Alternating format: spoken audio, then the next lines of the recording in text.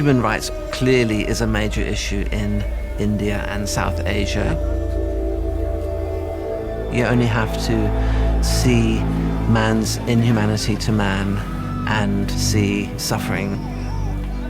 If you don't have human rights, you don't really have civilization. My name is Andrew Chalmers. I'm the coordinator for South Asia for United for Human Rights. I learned about the Human Rights Campaign first in late 2009. I was working in India. I had business in India.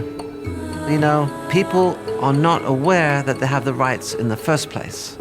So actually simply coming to understand the rights is the first and most important step. What we brought with the United for Human Rights program was the high quality materials, the educational materials, which they needed desperately to educate people in human rights. We've gone to police, national human rights bodies, and one for one, what they've said is, we want your materials because they communicate so clearly, and it's very direct and very simple. The message is clear, both in the video public service announcements and in the printed materials. The response we've had has been fantastic, especially really with the many partners already working in the field of human rights out in India. It was really a perfect partnership. We brought the materials that they needed and didn't have in India, and they had the channels and relationships and people to work with to forward that human rights message.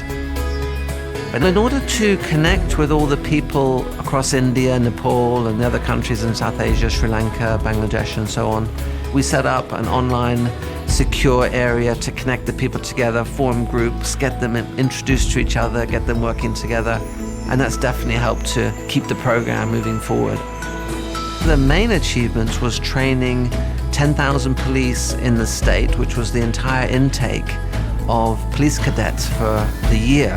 And that was sponsored by the National Human Rights Commission of India.